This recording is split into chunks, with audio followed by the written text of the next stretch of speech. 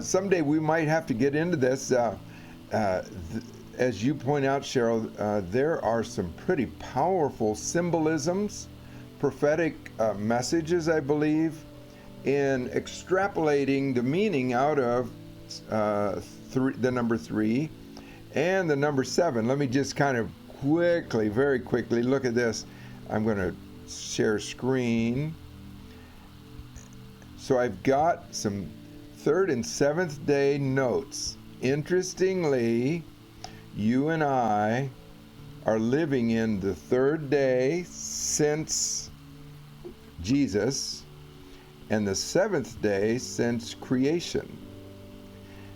According, look at the little grayed out portion there in the middle, the days of history.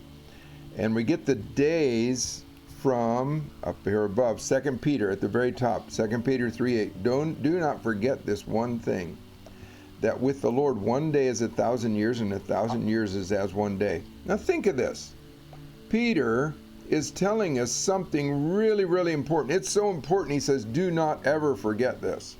I don't know that there's any other place in Scripture that the admonishment is there to do not forget it. But sadly, what does a day is as 1,000 years, 1,000 years as a day, what does that mean? And so I don't know what it means to all the other peoples in history before us, but we, of all peoples in all of history, are living in a most amazing time, because we're living in the 3rd day since Jesus. In other words, we're beginning the 3,000th year, and we're living in the 7th day since creation. In other words, the 7,000th year. And so what does 3 stand for? Well, Cheryl, you pointed out several things, but intervention, the visitation of God, the crossing over, and resurrection life. What's the number 7 stands for? Entering into rest, perfection, and completion. And there's some pretty powerful verses that you just read, Cheryl. They're just really cool to substantiate the prophetic symbolism of those numbers.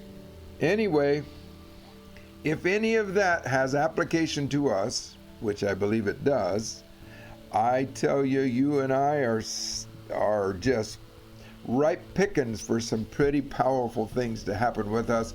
I believe more so than with any other people group or people in all the course of history. It's pretty startling. Let me unpack one more thing about that.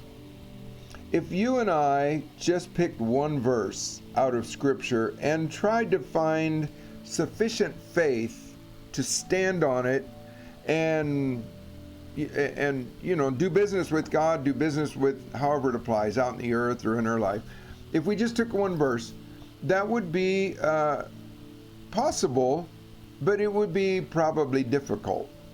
It would just take somebody to really apply themselves, to study, to establish that faith and grow that faith. If we find that there are multiple verses, then, okay, that's giving us much more impetus, much more empowerment to stand upon that position of faith. And I liken it to a surfer. A surfer. Think of a guy out on the water on a surfboard. If there's no wave, it's hard to surf. You cannot stand up on that board unless you have a paddle board. But you can't stand up on a regular surfboard if there's no wave. But if there is a bona fide wave, if there's a wave, you can stand on that board. Well, I think that we're going to be caught up on a wave of God's sovereign will being displayed and manifested in the earth. It's going to make surfing so much easier. It's going to make us walking into the 3rd and 7th day realities so much easier. So, I don't know. I could say a whole lot more about that, but it's a fun subject.